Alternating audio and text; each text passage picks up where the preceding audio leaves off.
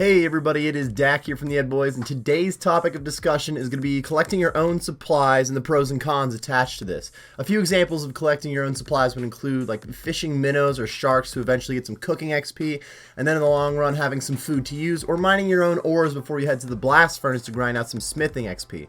Obviously, if you're an Iron Man, you don't have any other options, so this discussion really isn't pointed towards you, but I will bring up Iron Man a couple of other times later in the video. I usually lean against taking the time to collect your own supplies for the most part, but I am going to start the video with the pros of collecting, or in other words, the positives of getting your own supplies. First of all, this is a great way to spread out the methods that you use to make gains, which can help keep the grind from getting really boring or monotonous.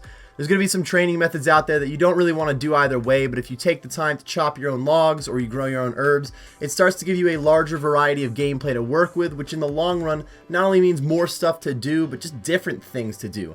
Many players get burnt from OSRS when they start doing the same exact activity day after day, and collecting your own supplies is not going to shorten those hours and those activities. You're still going to have very long grinds, but it's more different grinds to work with. So if you get tired of chopping redwoods for your birdhouses, you can move on to any of the other gains that you have waiting on the table. You not only spread out the grinds and the activities you have to do, but you also spread out the gains that you're going to make when you collect your own supplies, as opposed to just buying them off of the grain exchange. If you mined all your ores for 99 smithing, you're going to get a lot of mining XP out of the way that you wouldn't have gotten otherwise. And this obviously goes for other gains like fishing before cooking, wood cutting before fletching, or fire making, or even construction.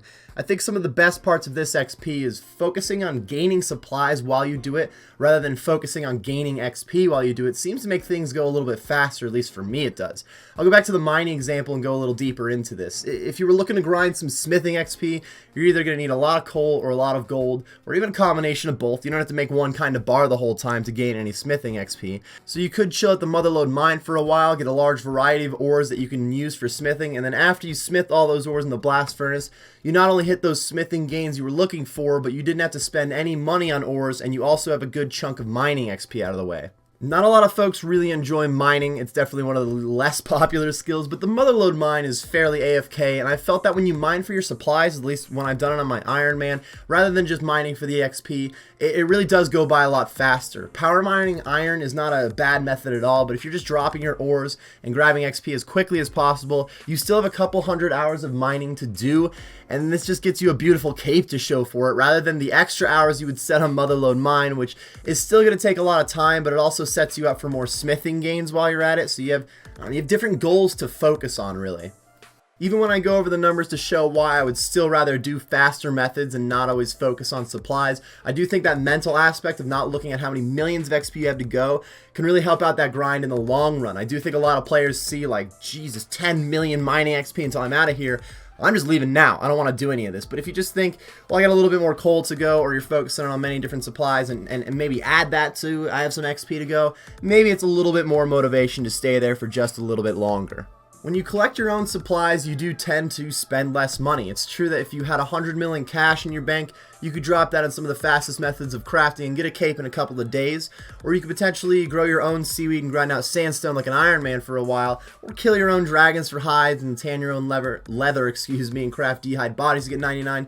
You wouldn't spend that 100 mil in the bank. You would have that money to spend on something else like PVM gear or whatever you wanted to later, maybe a different viable skill. Even just collecting some of the supplies could save you a little bit of time, like you could buy dragon hides instead of dragon leather and then tan them yourself. That would be a decent balance between saving a little bit of money but not making the process too long. Just this plain idea that you don't have to spend any of your already hard-earned money if you go collect your own supplies tends to be the reasons that players are going to do it, but I think most of these players also overlook the money that you could make afterwards if you spent some money right now and then used a good money-making method later to get the cash back, or in the other order, just make some extra money right now to spend on it instead of spending your time on the supply runs.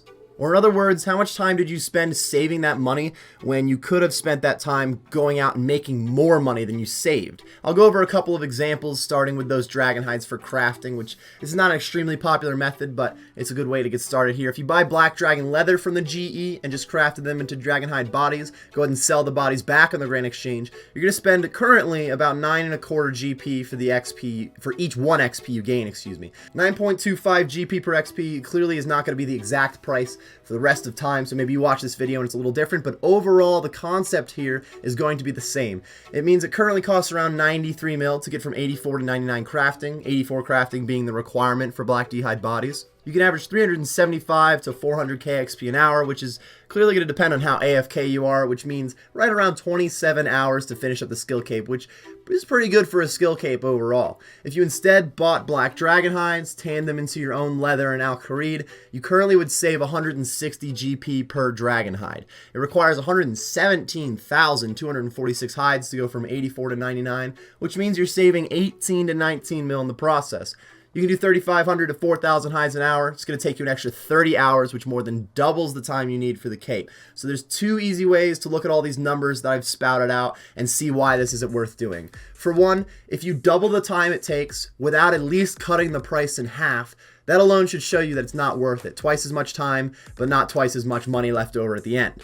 Another way to look at it is just to compare the money that you're making per hour while you tan hides compared to the money that you could be making doing something else. We have that 160 GP profit margin and you're tanning up to 4,000 hides per hour, which isn't necessarily tick perfect, but it's a pretty damn good average if you have good run energy to work with and you're focusing. This is going to land you between 600k and 650k GP an hour, and in 30 hours that's where you make that 18 to 19 mil, which we were talking about saving through all of this. There's a lot of moneymakers out there that can make well over 650k an hour though, especially some PVM methods, even mid-level PVM methods like the giant moles, likely to profit more than this. Which means, the long story short, if you bought dragon hide leather for 99 crafting, then just went and fought the giant mole for those extra 30 hours that you were going to spend on tanning, you're going to end up with the same crafting XP in the end, more money to work with afterward, and you'll have some melee XP from the mole on top of that. Maybe you got really lucky and got a pet too. We could go even deeper, and you could say, what about killing your own dragons, adding in the bones and the ensouled head drops you get? Maybe killing brutal black dragons, which is a pretty damn good money maker on its own and gives you 2 dragon hides per kill, blah, blah, blah. We're going to move on to a different example, though. In this case, we're going to discuss collecting your own supplies and then using them on a method that actually makes profit rather than trying to save a little bit of money on an expensive method. A very popular way to get 99 cooking is just by cooking fish. A lot of players use wines, which would be that expensive method, but again, we're looking at the profitable method currently. At 89 cooking, you'll stop burning your sharks when you're using the cooking gauntlets in the Host Sidious kitchen. If you were to complete the Core End Elite Diaries, this goes as low as 84, but we're just going to use 89 for this example. From 89 to 99, you need to cook 39,011 sharks, which takes right around 31 hours, and currently profits nearly 5 mil if you bought the raw sharks and sold the cooked ones. Again, remember that all these numbers are estimates. I'm not trying to show perfect tick hours because not everybody is going to get that, so I'm just giving a reasonable estimate to show you how the numbers add up. You currently would profit nearly 5 mil if you bought raw sharks and sold them as cooked ones with all these sharks. But if you instead fished minnows, collect all of your own sharks, which you get about 500 sharks an hour after you turn in the minnows, it takes you about 78 extra hours and you get all of your own sharks. Once you sell all the cooked sharks, you're going to make more profit because you didn't buy the raw ones, and you end up with about 28.5 mil in cash that you weren't going to have if you didn't fish your own minnows. And you're going to get, what, 3.5 mil fishing XP out of the way, which really isn't too bad. I don't think this is a terrible method to get your fishing and your cooking done overall, but the whole point of this conversation is that you should realize in those 78 hours, it would only take a little under 400 GP an hour on a different method to end up making more money in the long run. You can make well over 400k GP an hour at the blast furnace, so if instead you did blast furnace hours, you'd end up with more money. Smithing XP instead of fishing XP, so that all depends on what your goals are, of course. But then you'd also be able to cook those sharks that you bought for 99 cooking, which at this point is a whole separate entity and brings up a pretty big point in this video. When you think about collecting your own supplies, you really should just be breaking it down, breaking each step down on its own, I should say. Ignore the actual final step that you were going to do and buy supplies for, and just check out like the individual things you're doing up to it. For instance, chopping your own logs. If you were thinking about chopping your own trees and making them into planks before construction to go ahead and save money on planks, which is very expensive normally, you should first compare how much money that you would make while chopping and plank making to whatever your best money maker is. You're likely to find out in the long run that if you have good stats or gear, you can make over $1 mil an hour on a lot of good methods, and that's just about faster than any supply collecting you're going to get to, especially something like making your own planks. You're not going to profit $1 mil an hour over that process. So it actually turns out to be better to go buy your own damn planks and do a different moneymaker to speed the process up a little bit. But I don't think that makes collecting your own supplies a complete waste of time by any means. I stand behind the positives that I mentioned earlier in the video, like spreading out your grind and your XP, and that mental aspect of the grind. It's easy just to plug in numbers and say when something's faster, but if you enjoyed a slower method more than you liked a faster method, you're going to be willing to do it for a lot longer and not just give up when you're bored. For my last example, let's discuss herb runs really quickly. Herb runs are a pretty unique way to collect your own supplies for herb lore. You only get an herb run every hour and 20 minutes, and that'd be perfect pace. That's how long they take to grow, not including the actual 10 minutes to do a trip. And now there's 8 patches to work with, though, with boosts like the anima seeds, which you can either skip over growth cycles, help prevent disease, or get more herbs per patch. It's very possible to get like 80 to 100 herbs in an hour. Usually a little bit less than that. That's with perfect supplies generally, but this could be up to 300k in each herb run if you're using Renars or Snapdragons. And since the runs only take like 10 minutes, that's like $1.5 million to 1.8 million an hour if it was possible to just do them back to back to back and get a full hour's worth in an hour. Just because you can only do them once in a while doesn't actually take away from that, though. It just takes a little bit to stack up that full hour worth of runs. And 1.5 mil an hour is not a bad rate for skilling of all things. It takes a ton of herb runs to get to 99 herb lore. Just ask any Iron Man who's been working on it. So I don't think it's very reasonable to just rely on herb runs to get to your 99 herb lore, but it's going to help the bank a little bit to get your herb runs in and stack them up a little bit. And the idea that while you're doing herbs, you get 1.5 mil an hour or so, many people don't quite have a moneymaker better than that at the moment. There are plenty of moneymakers out there that can make more, but not always accessible to everybody.